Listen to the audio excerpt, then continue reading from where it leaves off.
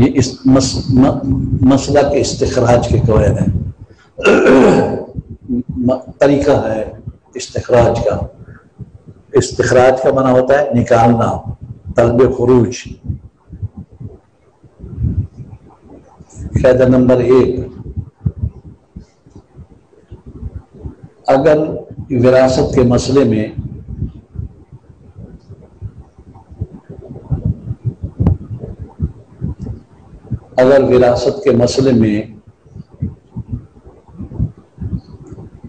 پہلے گروپ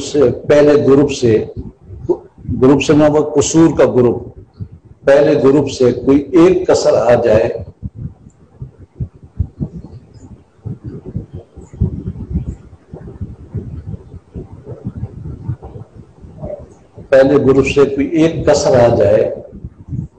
تو اس کسر کا مخرج مسئلے کا مخرج ہوگا۔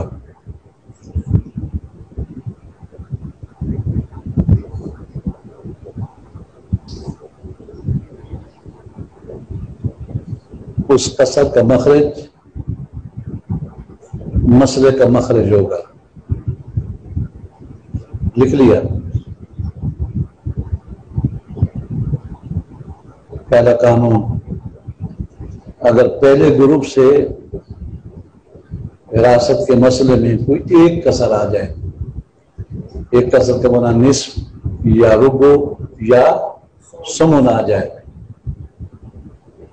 صرف ایک کسر آ گئی، ایک وارث ہے اس کا حصہ نصف بنتا ہے، یا ایک وارث ہے اس کا حصہ ربع بنتا ہے، یا ایک وارث ہے اس کا حصہ صرف ثمن بنتا ہے، ایک کسر ہے، ان کو قصور کہتے ہیں جو حصص ہے۔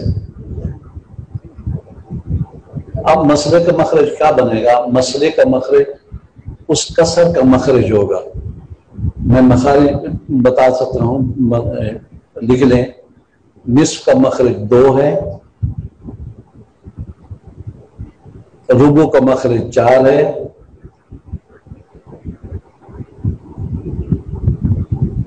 اور ثمن کا مخرج 8 ہے۔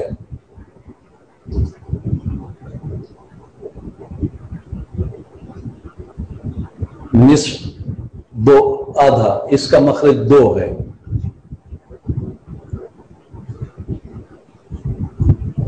اس کا ہمنام مخرج نہیں ہے، اور ربع کا مخرج 4، ثمن کا مخرج 8۔ میں اردو میں پہلے بول گیا، اب عربی میں دیکھ رہا۔ ثلث اور ثلثان دونوں کا مخرج 3 ہے، لکھیں دوسرے گروپ سے ثلث اور ثلثان کا مخرج 3 ہے، یعنی 3، اور سدس کا مخرج 6 ہے، یعنی 6۔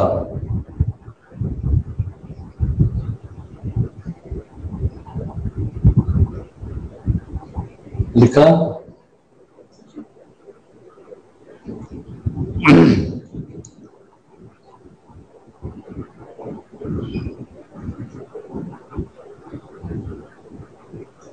اب پہلا ضابطہ میں نے بتایا کہ پہلے گروپ سے اگر وراثت کے مسئلے میں صرف ایک کسر ہو تو اس ایک کسر کا مخرج مسئلے کا مخرج ہوگا۔ لکھیں، اور اگر وراثت کے مسئلے میں 2 کسریں ہوں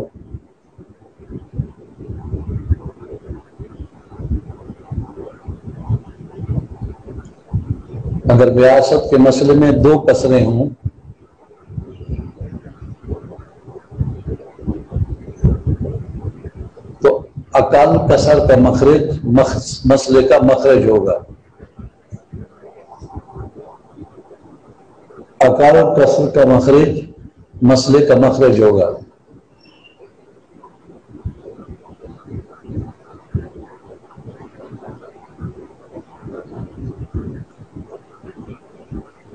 مثلا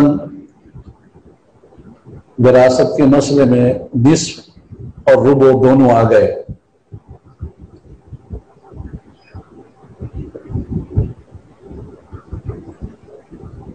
مثلاً وراثت کے مسئلے میں نصف اور ربع آ گئے، یعنی دو وارث ہیں، ایک ربع چاہتا ہے ایک نصف چاہتا ہے، وراثت کے مسئلے میں نصف اور ربع دو آ گئے، یا وراثت کے مسئلے میں نصف اور ثمن آ گئے، دو آ گئے۔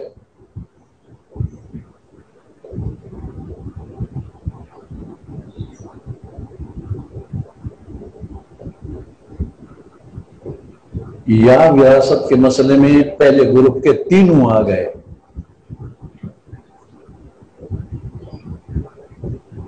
یا وراثت کے مسئلے میں تینوں پہلے گروپ کے تینوں آ گئے، نصف، ربع، ثمن۔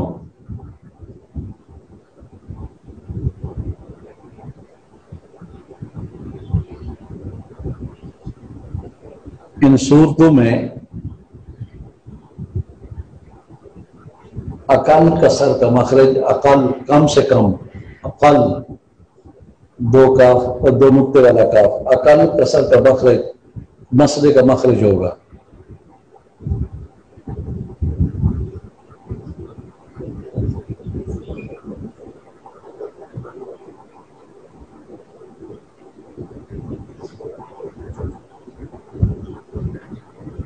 لکھ لیا؟ اب پہلے گروپ کے اندر جو ضابطہ میں نے بتایا اس ضابطہ کے لحاظ سے پہلے تو میں آپ سے پوچھ لوں، نصف اور ربع میں اقل کسر کون سی ہے؟ اقل کسر نصف اقل ہے یا ربع اقل ہے؟ ایک کریں نصف، دوسرا ہے؟ آپ بتائیں مولانا۔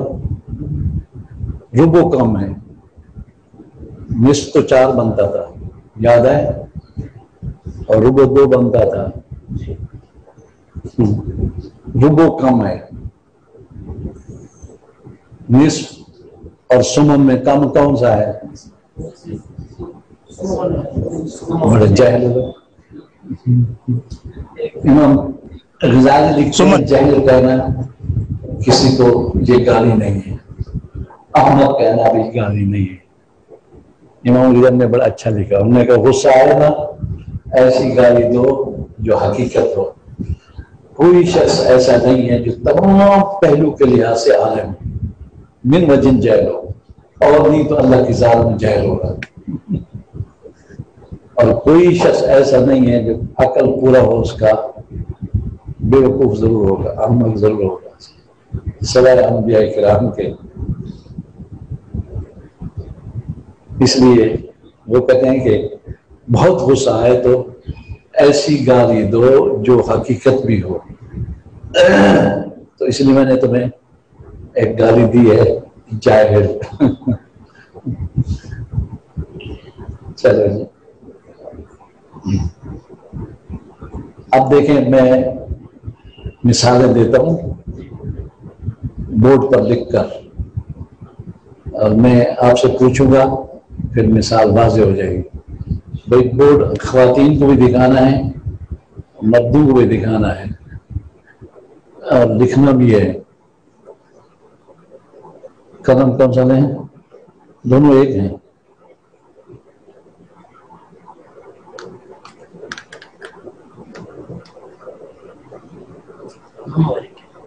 چلو تمہیں کافی بتا دوں۔ ایک دوسری بات لکھنے، ابھی قواعد لکھنے ہیں، ابھی لکھوا نہیں رہا لیکن میں بتا رہا ہوں۔ جو باپ ہوتا ہے نا بندے کا، بندے سے مراد میت، مرحوم کا جو باپ ہوتا ہے اس کی 3 حالتیں ہوتی ہیں۔ ایک حالت میں وہ چھٹا حصہ دیتا ہے، سدس۔ ایک حالت میں وہ اسبہ محض ہے، بچے گا تو لے گا۔ ایک حالت میں اسبہ بھی ہوتا ہے اور سدس بھی لیتا ہے، عموماً اسبہ ہوتا ہے۔ ایک بیٹی ہو تو نصف لیتی ہے، آدھا، یہ بھی آئے گا، قرآن مجید کی آیتیں بھی ہیں اس میں، ہم تو سبق پڑھ رہے ہیں نا، قرآن مجید کی تمام آیات موجود ہیں۔ تو اب میں ایک مسئلہ لکھتا ہوں، فرضی طور پر ایک میت ہے،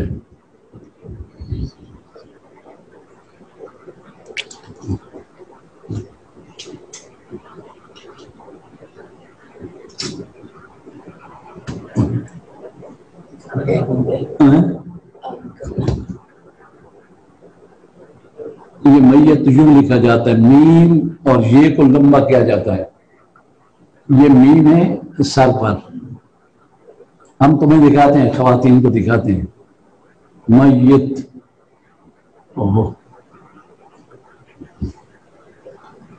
ڈسٹ بین کتنے، وہ کتنے یار، اس کو نکالیں،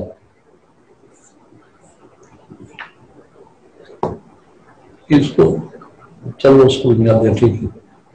یہ میت ہے، فوت ہو گیا، اس کی ایک بیٹی ہے،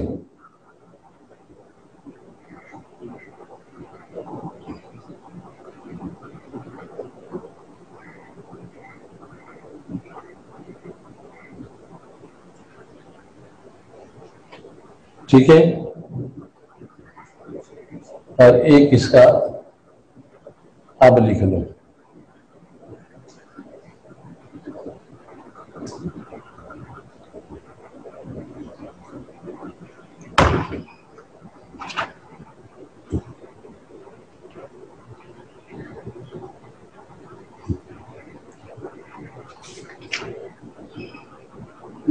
ایک منٹ، مثال،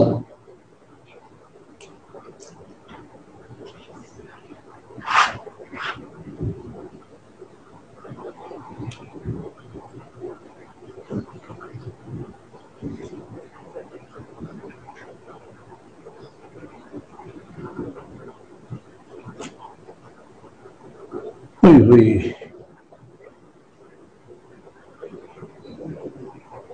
کہاں یاد یہ ہے، یہ ہو گیا،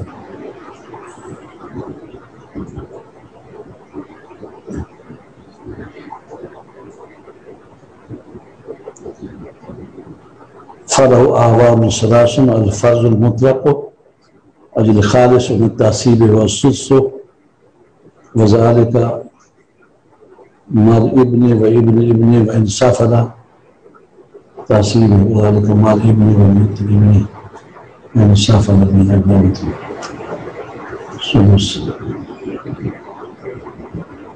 چلو یہ مثال ٹھیک ہے،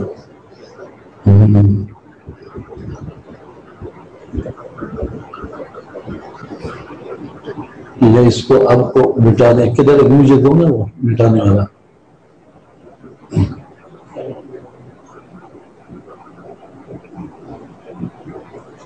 یہ ایک شخص فوت ہو گیا، اس کی ایک بیٹی موجود ہے، ایک بیٹی ہو تو سدس پہ نصف ملتا ہے، اور نصف کا مخرج میں نے بتایا تھا کیا ہے جی، 8، نصف کا مخرج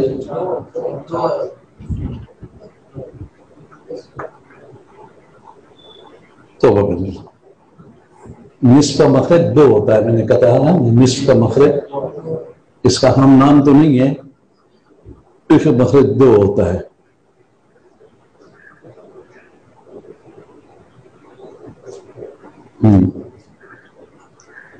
میں پہلے لکھائی تھی مثال، وہ میں نے دیکھ لی،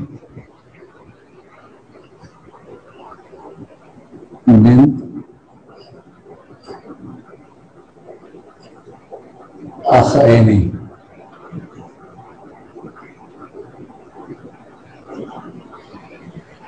بنت جو ہے یہ ذوی الفروض سے ہے، اس کو آدھا ملتا ہے باپ کی جائیداد سے، اگر اکیلی ایک بنت تو دونوں ہوں تو آدھا ملتا ہے، ابھی آئے گا، میں تو سمجھا رہا ہوں استخراج کا طریقہ۔ اب مسئلے کا مخرج بنت کو نصف ملتا ہے، نصف کا مخرج کیا ہے دو، یہ اوپر دو لکھیں گے. طریقہ یہ ہے، مانا یہ ہے کہ جائیداد کے دو حصے کیے جائیں گے. دو کا آدھا کیا ہے، نصف کیا ہے، ایک. اس کو ایک ملے گا.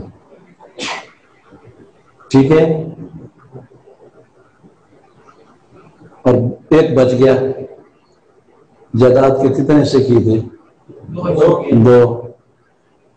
ایک بچ گیا تو یہ بھائی جو ہوتا ہے نا، میت کا بھائی، اخ عینی لکھا ہوا ہے اس مثال میں، اخ عینی.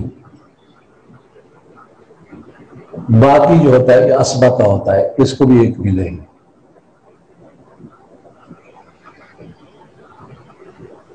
ٹھیک ہے، ایک مثال. دوسری مثال لکھیں، میت، یہ بھی لکھ لیں، میت لکھا تھا، ہاں لکھیں میت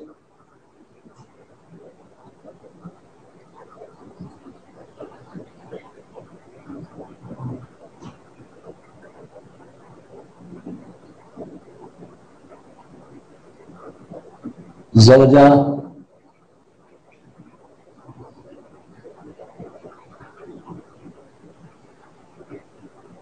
اخ عینی.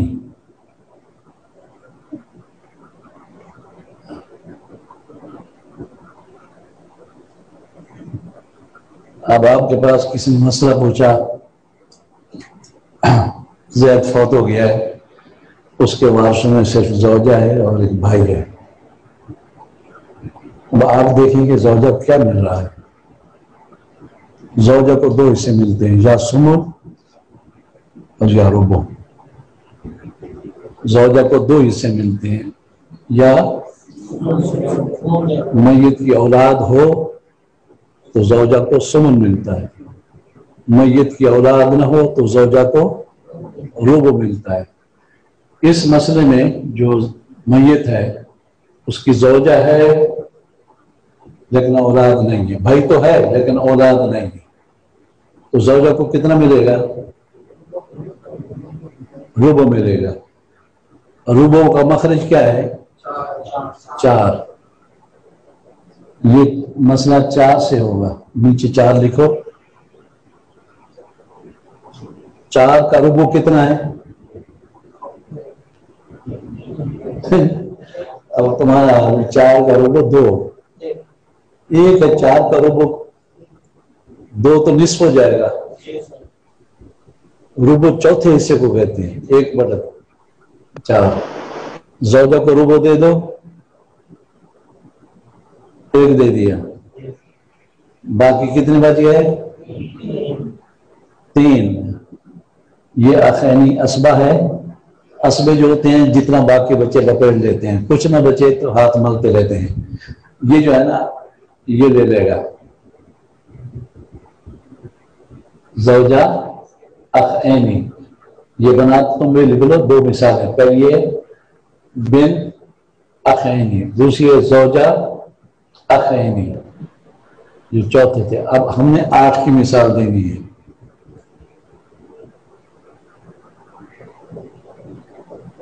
اوپر لکھ لیں 8 کی، یہاں بھی وہی لکھیں گے. یہ زوجہ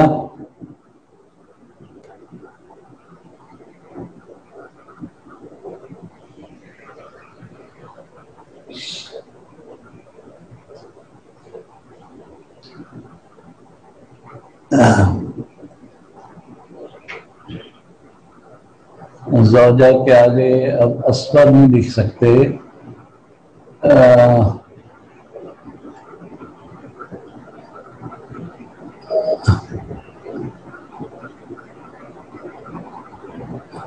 پہلے یہ بتاؤ، یہ ابن جو ہے یہ اسبا ہے یا ذیل فروز سے ہے؟ ابن اسبا ہے اور زوجہ ذیل فروز سے ہے. یہ مسئلہ یہ کہہ رہا ہے ایک آدمی فوت ہو گیا، بیوی چھوڑ گیا اور بیٹا. اب بیوی کو کیا ملے گا؟ اولاد موجود ہے، سمن. اوپر لکھو 8، زوجہ کو سمن دے دو 1، باقی کتنا بچا؟ 7 بیٹے رہ جائے گا. یہ سمجھ آ گئی؟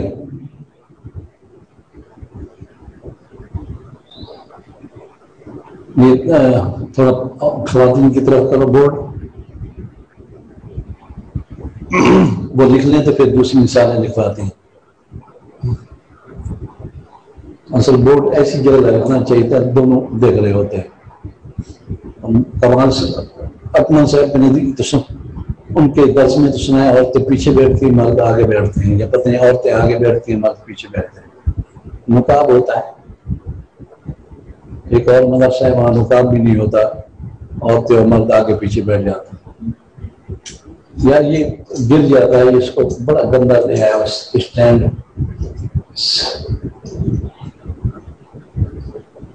ادھر کرو.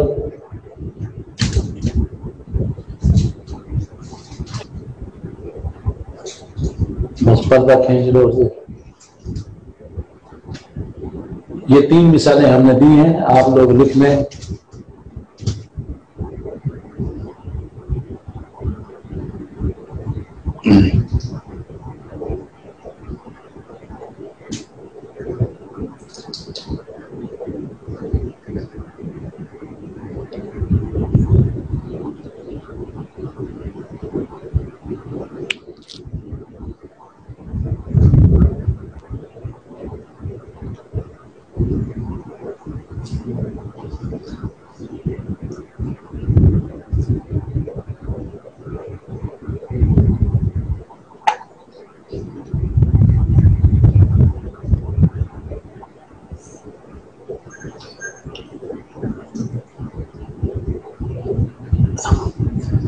یہ ہم نے ضابطہ نمبر 1 بنا دیا.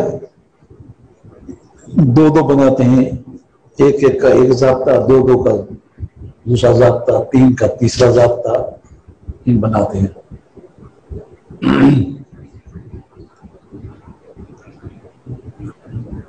اب ایک اور مسئلہ دیکھیں. اگر میں نے ضابطہ بتایا تھا، اگر پہلے گروپ سے 2 کسریں آئیں یا 3 کسریں آ جائیں تو پھر کیا کرنا پڑے گا؟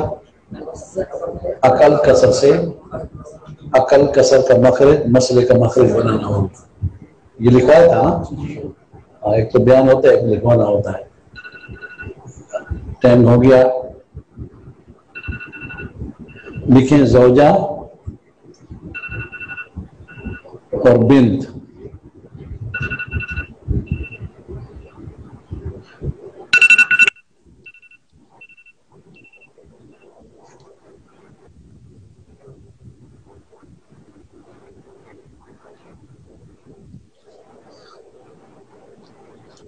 زوجہ اور بنت اخینی.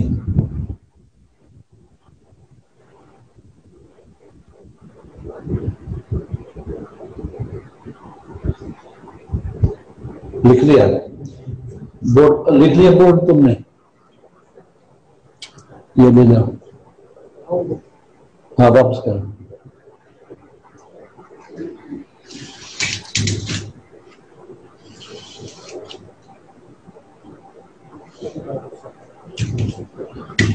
اس کو ختم کریں.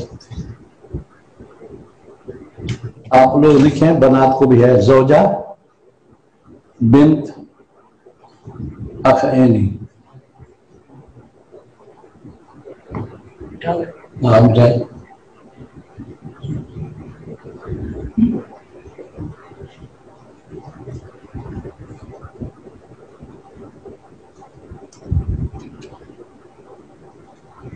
مسئلہ نکالیں آپ، میرے لکھنے سے پہلے آپ نکالیں.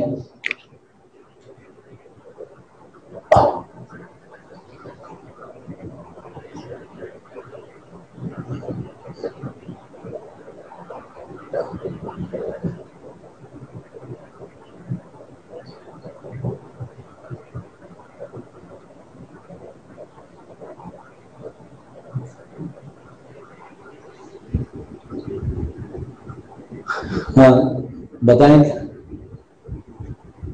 کیا لکھا؟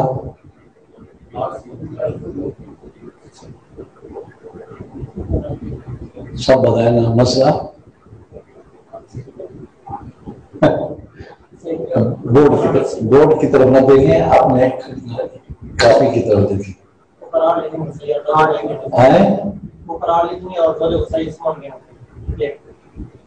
مسئلہ کیسے بنائے گا؟ مسئلہ کیسے بنے گا؟ زوجہ بنت اخین.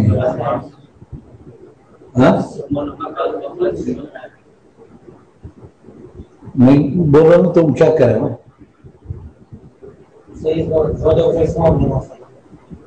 پھر وہ یہ سب بتانا مسئلہ میں. یہ دیکھیں زوجہ کو ملتا ہے سمن اور بنت کو ملتا ہے نصف. سمن اور نصف ہو تو کم، عقل کسر کون سی ہے؟ سمن. مسئلے کا مخرج عقل کسر کا مخرج ہوگا. سمن کا مخرج 8 ہے.